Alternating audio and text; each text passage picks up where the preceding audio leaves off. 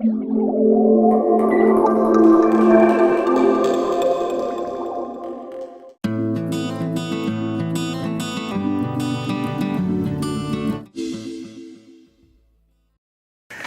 and welcome to the ooze.tv. My name is Spencer Burke, your host for ThinkFwd. In this week's episode, I sit down with Â Hapa, a DJ and director of the Scratch Academy in LA, and Kimberly Wilson, who's a student at Fuller Theological Seminary. We talk about the similarities of a DJ and a pastor. I encourage you, after you watch the episode, to head over to the ooze.tv and check out the show notes. We have small group questions, staff questions, as well as some other resources, including some white papers and Â Hapa's Scratch. So if you would, check out and see him spinning some discs. So head on over to the ooze.tv. I hope you enjoy this week's episode.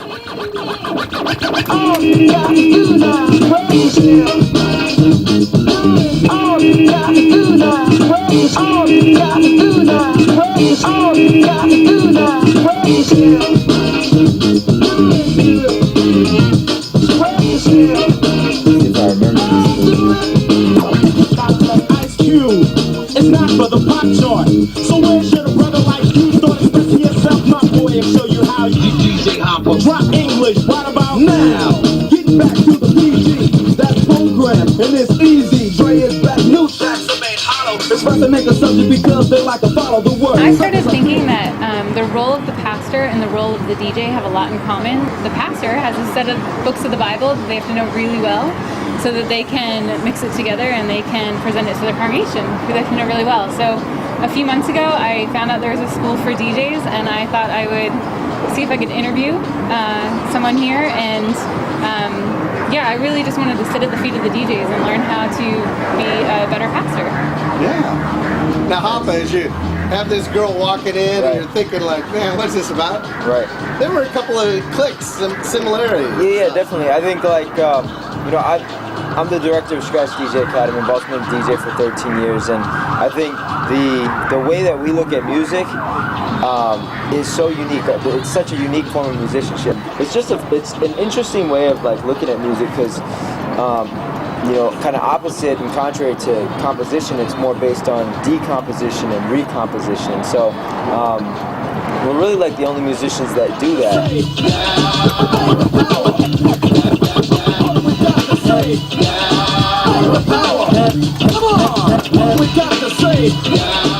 I mean, one of the things that was interesting for the last about 4 months, I've been sitting in on classes here at the school, and one of the things in the first class, the DJ.Ã class, you were saying that you can no longer listen to music as a listener anymore.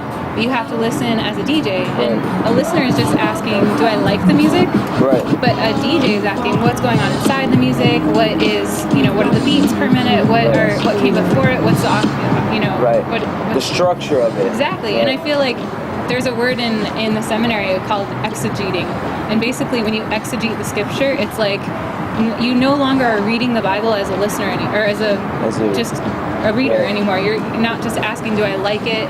Is it connecting with me? Like as a pastor, you're looking at like the Greek and the Hebrew and the background and the background of the words and the, you know, what came before and what came after, like similar type of work. What is it good for? Absolutely, absolutely, absolutely. Look out. What is it good for? Absolutely. Total war makes no sense. I have therefore chosen this time and place. Total war makes no sense. I have therefore chosen this time and place to discuss a topic on which ignorance too often abounds, and that is the most important topic on earth, peace. I'm talking about genuine... Well, how about back when it was underground, when it's just started? There are a lot of pastors, I think, that have left the Vegas show, and they're kind of getting out and, you know, they're doing house parties. You know? They're doing birthday parties in some ways, where they're in a church or outside, the park, and they're doing that. Any advice of like from?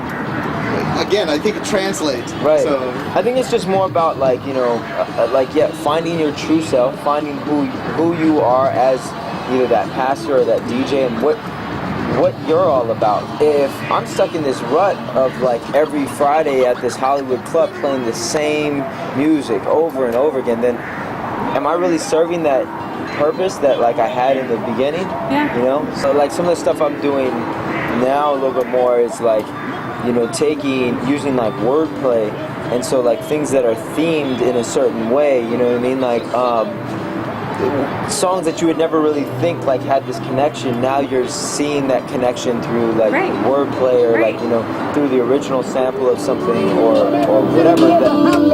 From every state and every city, we will be able to speed up that day when all of God's children, black men and white men, Jews and Gentiles, Muslims and Catholics, will be able to join hands and sing in the words of the old Negro spiritual. Free at last, free at last, thank God Almighty, we are free at last.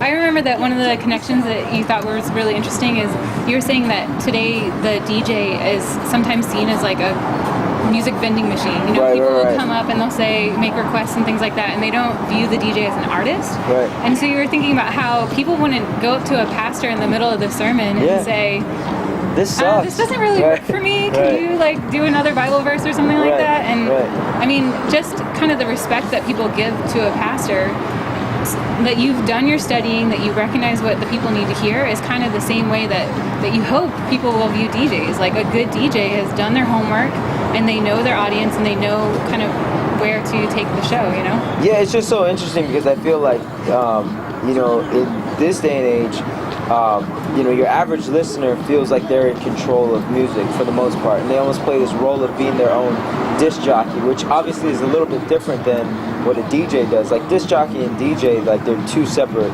almost jobs, two separate like skill sets.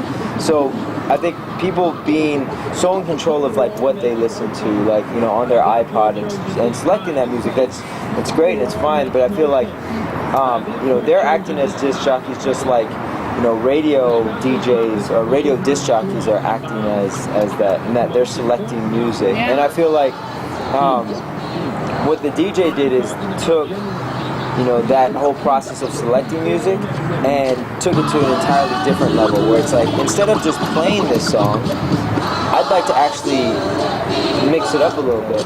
You have to know it really well, and you have it kind of has to live inside of you to be able to speak it and to think on your feet and things like that. Yeah. How about, I can imagine quite a number of people who might be watching this from an ooze perspective kind of going, man, I have been a disc jockey. I'm tired of it. I do, you know, so, but they're ready.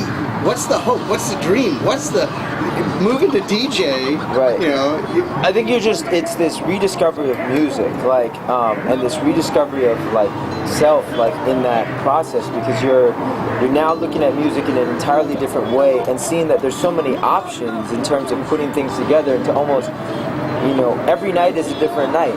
You know, now when you're looking at music and you've broken it down to these smallest pieces, instead of just hitting play on something and letting it run, you know, while it goes for 4 minutes and then coming on and being like, and that was the latest song from, you know, whoever, then instead it becomes this more, this deeper, richer, more fulfilling way of working with that body of work, whatever it is, whether it's music or whether it's, you know, it's the Bible or you know, scripture or whatever, where you're like really breaking it down and be like, okay, I can go this way, or I can go this way, and almost even in the middle of doing it, you're like freestyling through it.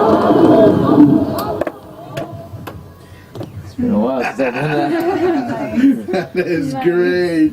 That's Outstanding. awesome. That really is. Yeah, so, you know, just being able to get on like wordplay and like work with things, you know? That's totally pulling out like the themes, you know, in different songs and putting together things. Yeah. That you Like none of this stuff, right? Like you wouldn't. Together. And there was a lot of stuff that ended up on the cutting room floor too, you know, because it didn't. Yes, it satisfied this, but to get it to work, like, you know, it took a certain amount of things and pieces to put the pieces together. Yeah. I mean, that seems to me like a sermon.